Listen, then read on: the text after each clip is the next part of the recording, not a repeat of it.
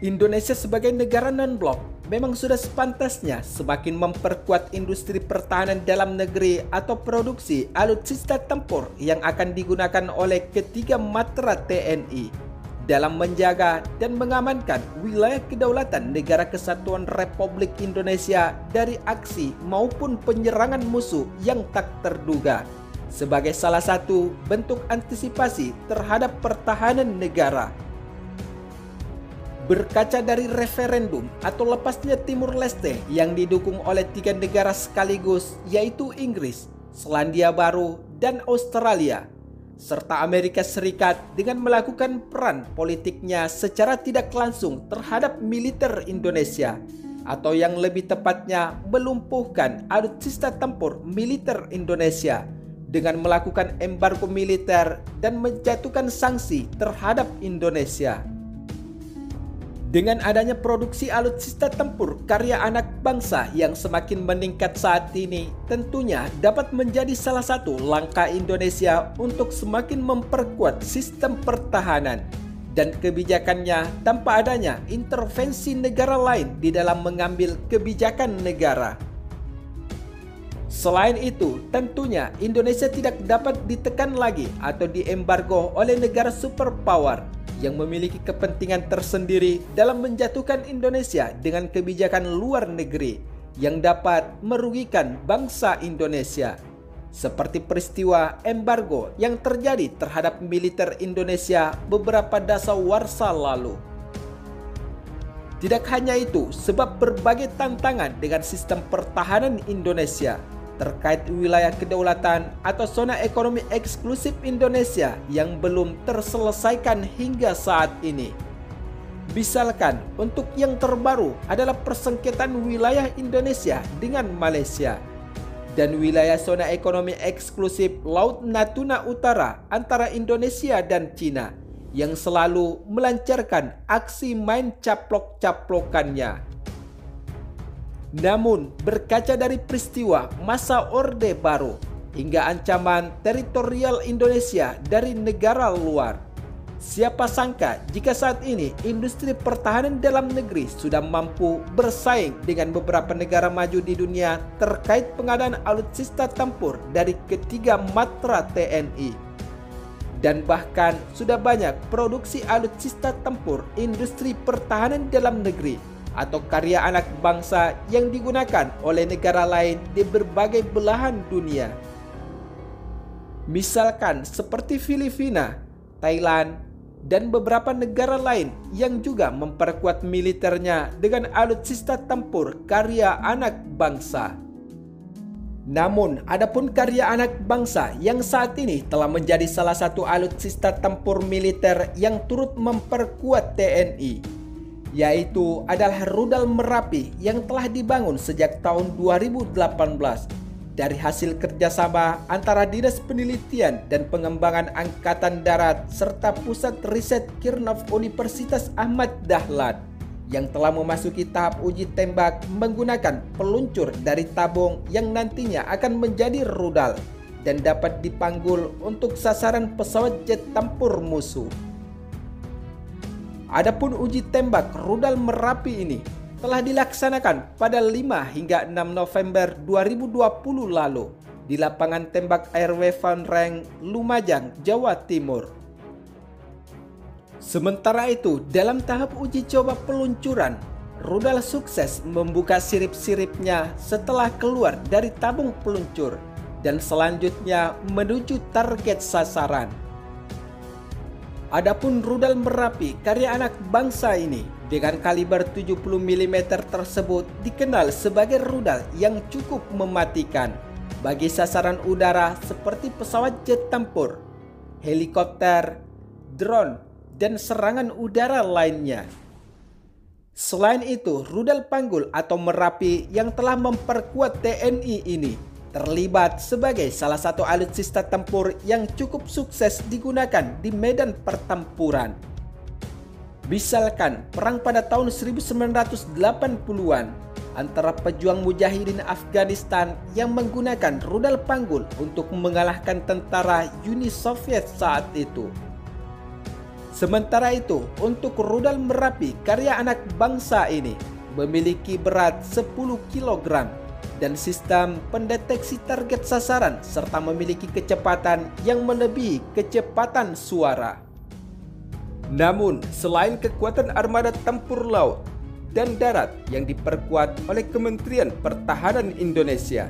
baru-baru ini TNI Angkatan Udara Indonesia juga telah diperkuat dengan beberapa alutsista tempur udara yang melakukan upgrading dengan menambah sistem dan kapasitas tempur yang siap dioperasikan kapan saja ketika Ibu Pertiwi memanggil. Hal tersebut dapat kita lihat jika 34 unit pesawat jet tempur F-16 Fighting Falcon produksi Lockheed Martin Amerika Serikat tahun 1980-an silam, yaitu di era kepemimpinan Presiden Soeharto, telah mulai mendapatkan perawatan atau upgrading agar tetap dapat menjaga wilayah kedaulatan Negara Kesatuan Republik Indonesia dengan sistem dan kemampuan tempur terbaru. Sementara itu, menurut sumber media informasi terkait, adapun pesawat jet tempur buatan Lockheed Martin Amerika Serikat ini telah dioperasikan oleh 25 negara dengan total populasi global sekitar 3.000 unit dengan total 19,5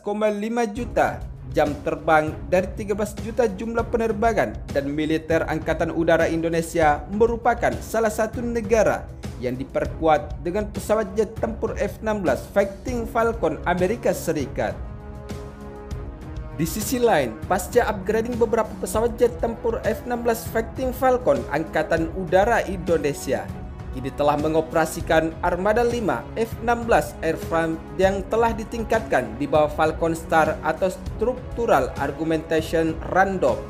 dan Enacted Mid-Life Upgrading atau EMLU program.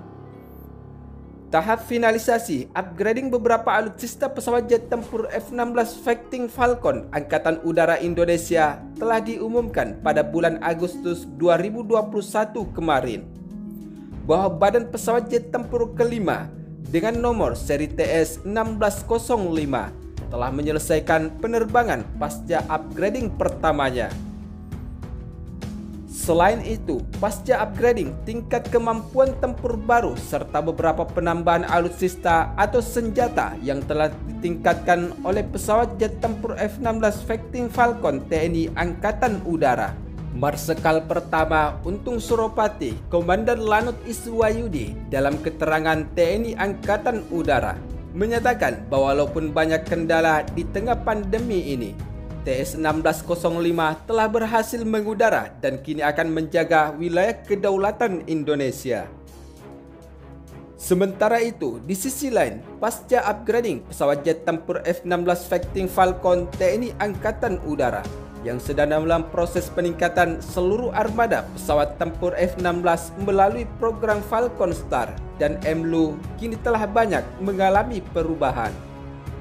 Sebagai bagian dari peningkatan jet tempur F-16 TNI Angkatan Udara, badan pesawat telah diperkuat secara struktural dan menerima peningkatan avionik dan sistem senjata, termasuk antena integrator untuk sistem IFF atau identifikasi teman atau musuh di saat berada di medan pertempuran atau wilayah kedaulatan NKRI.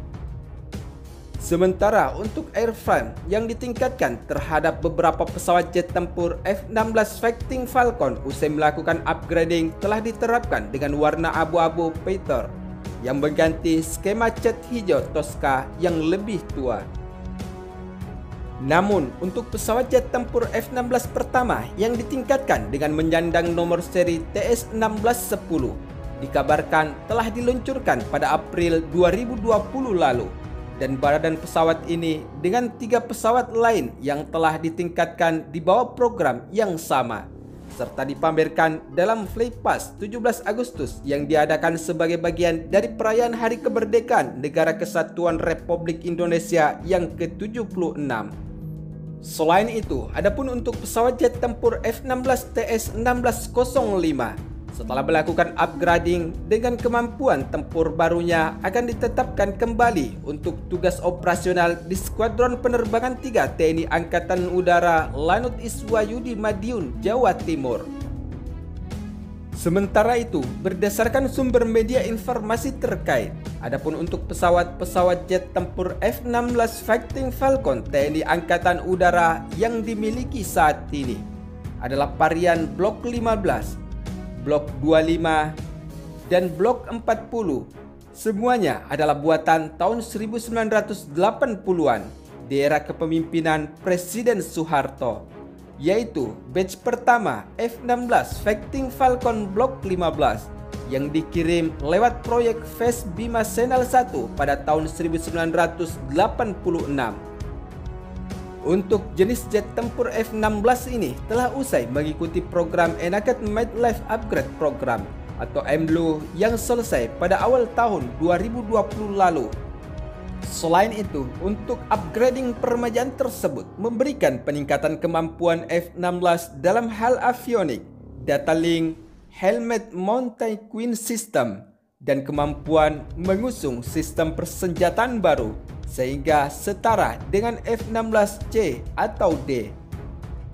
Namun, radar yang diupgrade dalam konfigurasi EMLU adalah radar dengan pemindahan mekanik alih-alih jenis elektronik aktif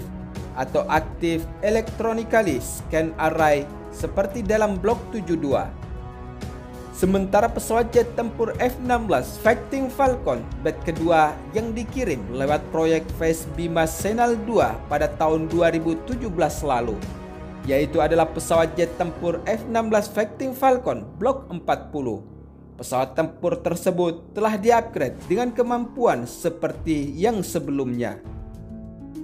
Namun, sebelum dikirim ke Indonesia, saat ini pihak perusahaan Lockheed Martin Amerika Serikat mengaku telah berdiskusi dengan TNI Angkatan Udara, yaitu adalah untuk mengupgrade kembali pesawat-pesawat tersebut baik dengan konfigurasi EMLU agar sesuai dengan batch pertama atau konfigurasi V yang mirip dengan Block 72.